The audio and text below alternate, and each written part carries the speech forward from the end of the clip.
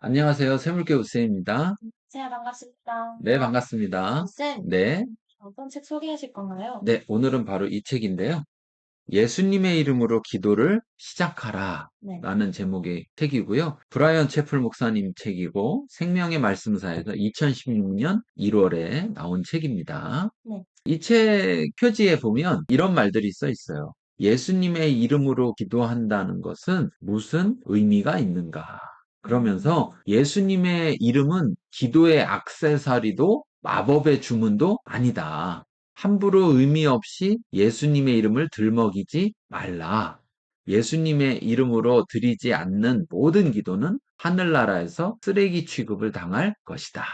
이렇게 말하고 있어요. 자, 출판사 서평을 소개해보면 예수님의 이름으로 기도한다는 것은 무슨 의미가 있는가? 예수님의 이름으로 기도드립니다. 아멘. 이 익숙한 문구는 영화의 클로징 크레딧처럼 기도가 끝난다는 것을 나타낸다. 그러나 이 문구를 덧붙였다고 해서 진정으로 예수님의 이름으로 기도를 드렸다고 말할 수 있을까? 우리는 의례적으로 예수님의 이름으로 기도드립니다로 기도를 마친다. 자신이 원하는 대로 기도해놓고 아무런 생각 없이 서둘러 기도에 서명하듯이 예수님의 이름으로 기도를 마친다. 예수님의 이름으로 기도를 마치는 이유는 무엇일까? 마치 기도의 효력을 발생시키는 주문 같은 것일까? 저자는 이 책에서 예수님의 이름으로 기도드린다는 의미가 무엇인지를 자세히 설명한다. 예수님의 이름으로 기도드립니다란 말은 마법의 주문이나 단순히 기도에 서명하는 행위가 아니다.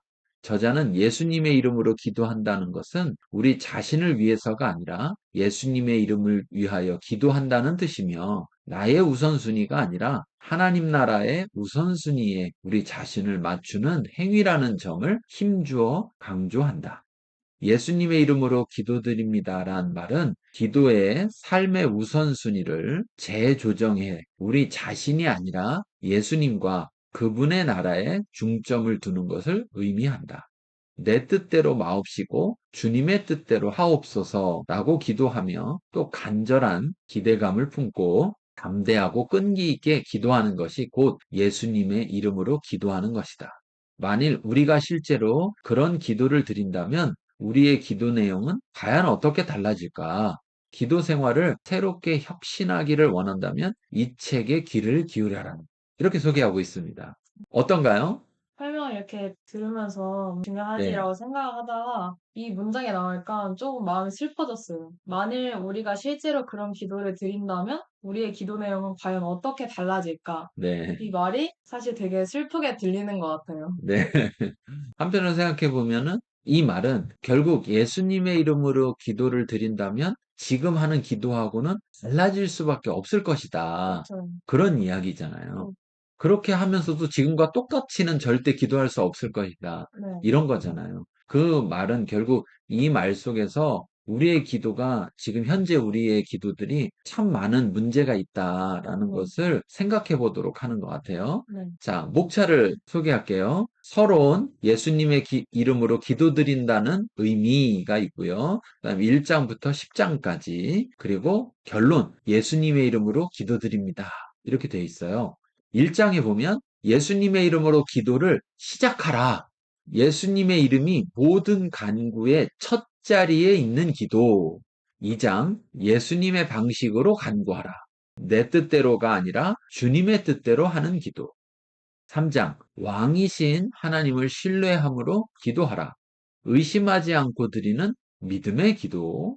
4장, 예수님의 영이신 성령 안에서 기도하라. 우리의 능력을 초월하는 기도.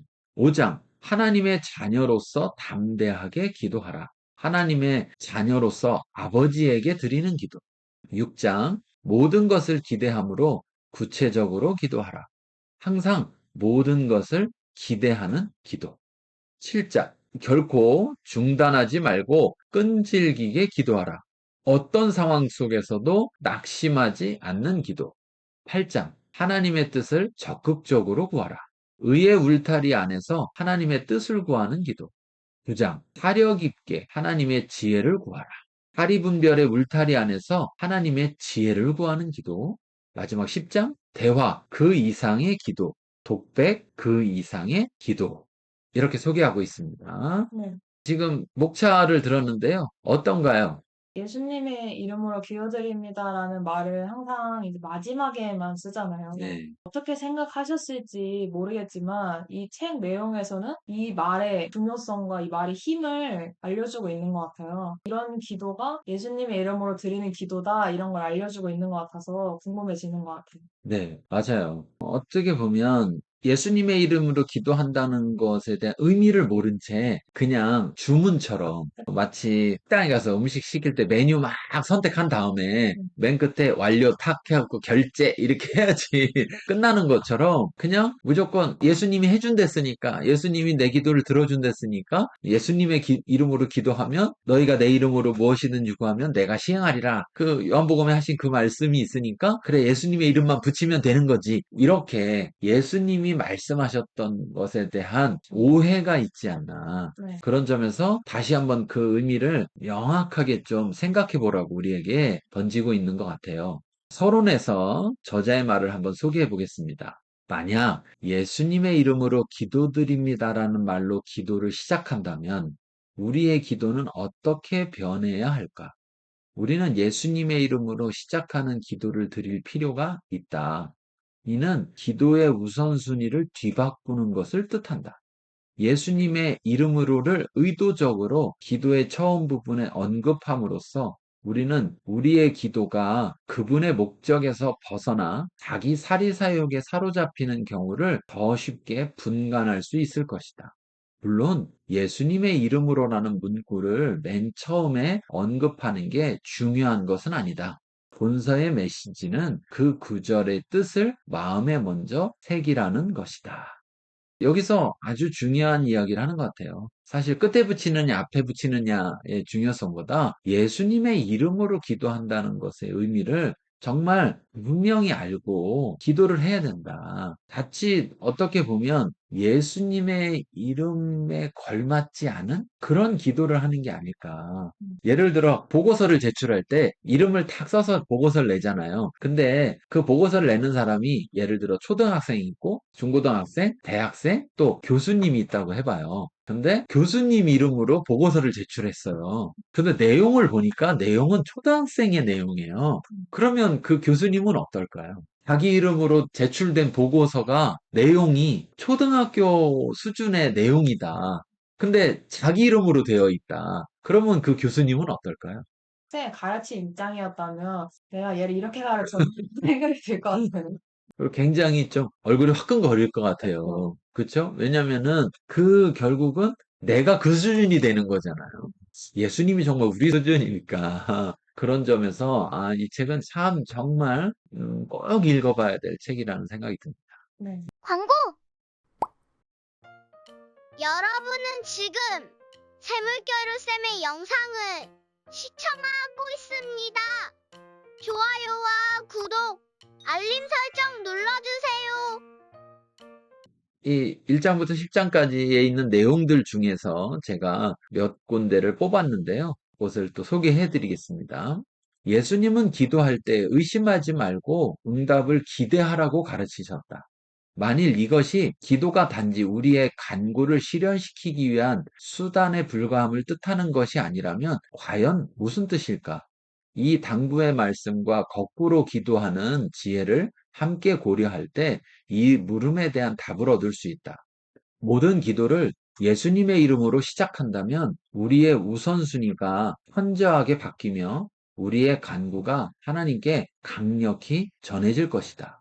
믿음이라는 동전을 넣기만 하면 바라는 것을 바로 뽑을 수 있는 천상의 자동 판매기처럼 하나님을 여기는 건 옳지 않다고. 그런 믿음은 사실 세상이 어떻게 움직이는지에 대한 무한히 지혜로우신 하나님보다 우리의 지혜를 더 신뢰하는 것이라고 저자는 이야기합니다.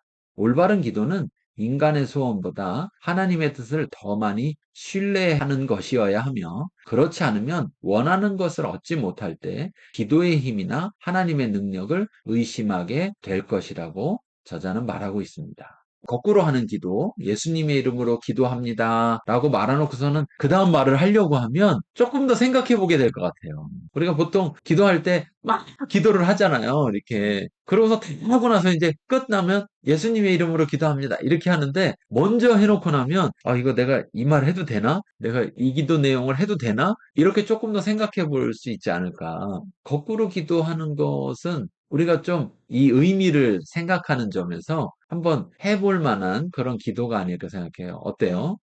사실 구독자분들 중에 기도학교, 네, 묵상학교 이렇게 들어보신 분들은 목사님께서 이 말씀을 한 번쯤은 하실 네, 줄 아실 거예요. 근데 확실히 이 말이 진짜 그냥 우리가 하는 말이 아니라 우리가 하나님을 위해서, 예수님의 나라를 위해서 기도를 한다는 거를 확실하게 기도 처음에 인지하고 들어가는 게 되게 차이가 크다는 거를 얘기할 수 있어서 좋은 것 같습니다. 네. 또 저자 이야기를 조금 더 소개할게요. 누가복음 11장 11절에서 13절 내용 너희 중에 아버지 된 자로서 누가 아들이 생선을 달라 하는데 생선 대신에 뱀을 주며 알을 달라 하는데 전갈을 주겠느냐 너희가 악할지라도 좋은 것을 자식에게 줄 알거든 하물며 너희 하늘아버지께서 구하는 자에게 성령을 주시지 않겠느냐 하시니라. 예수님은 하나님의 아버지 되심에 의지하라고 제자들에게 거듭 말씀하신다. 만일 세상 아버지가 악함에도 불구하고 자식에게 좋은 것을 줄 안다면 제자들은 천부께서, 하늘 아버지께서 구하는 자에게 성령을 주실 것을 의심하지 말아야 한다. 저자는 우리들에게 예수님의 영이신 성령 안에서 기도하라고 이야기합니다. 예수님의 사역도 침례와 성령의 임재로부터 시작되었고 성령에 이끌려 광야에 나가셨다는 것을 볼 때, 그리고 마지막으로 제자들에게 약속하신 성령을 기다리라고 말씀하신 것을 기억할 때 기도가 단순히 우리의 능력으로 하는 것이 아니라는 사실을 기억해야 합니다. 그러니까 하늘아버지는 더 좋은 걸 준다는데 가장 좋은 게 뭘까라고 했을 때 성령을 주시는 것이 가장 좋은 것이다. 이렇게 말씀하고 있는 거잖아요. 네. 그래서 저자는 성령 안에서 기도하라. 그런데 우리는 자칫 이렇게 예수님의 이름으로 기도합니다. 뒤에 붙이고 이제 하는 기도를 하다 보면 성령 안에서가 아니라 그냥 내 안에서 내 안에서만 기도하는 경우들이 있는 것 같아요. 저자가 이 부분도 우리에게 잘 살피라고 하고 있습니다. 또 한 부분을 소개하면 성령께서는 말할 수 없는 탄식으로 신자들을 위해 개입하신다고 바울은 이야기하는데요.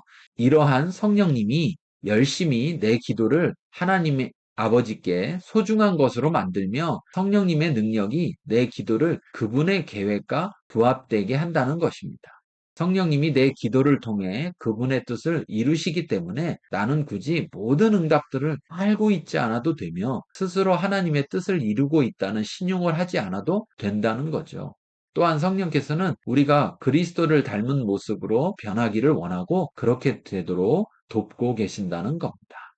결론에서 저자는 이렇게 말해요. 우리가 예수님의 이름으로 기도하는 것은 아버지께서 아들을 위해 그분과 그분이 사랑하시는 자들에게 가장 좋은 일들을 행하실 거라는 복된 확신을 가지고 있기 때문이다. 이 확신을 가지고 우리는 거듭하여 그분께 주의 뜻이 이루어지이다. 예수님의 이름으로 기도드립니다. 아멘. 이라고 기도할 수 있는 특권과 기쁨과 평안을 누린다. 네, 오늘 이 책 어떠셨나요? 예수님의 이름으로 기도하는 것이 네, 그냥 나를 위해서가 아니라 네, 기도만 했을 뿐인데 네, 어떻게 하나님이 필요한 걸 안 주시겠냐 네, 이렇게 얘기하는 것 같아서 또 이렇게 다들 이 책을 읽으시고 새로운 기도를 좀 거꾸로 하는 기도를 많이 해보셨으면 좋을 것 같습니다. 네. 우리가 왜 기도가 응답되지 않지라고만 생각할 때, 특별히 잘 되는 방법이 있는 것이 네. 아닐까라는 것도 생각해 보겠지만, 그것보다 더 먼저 생각할 것은 내 기도가 올바른가? 이것을 먼저 생각해 봐야 될 텐데, 그 올바른가를 생각해 보는 데 있어서 예수님의 이름으로 기도드립니다. 이거로 한번 시작해 보는 것이 어떨까? 네. 이 책을 통해서 한번 제안해 봅니다. 네, 오늘은 여기까지 하고요. 다음에 뵙겠습니다. 감사합니다. 감사합니다.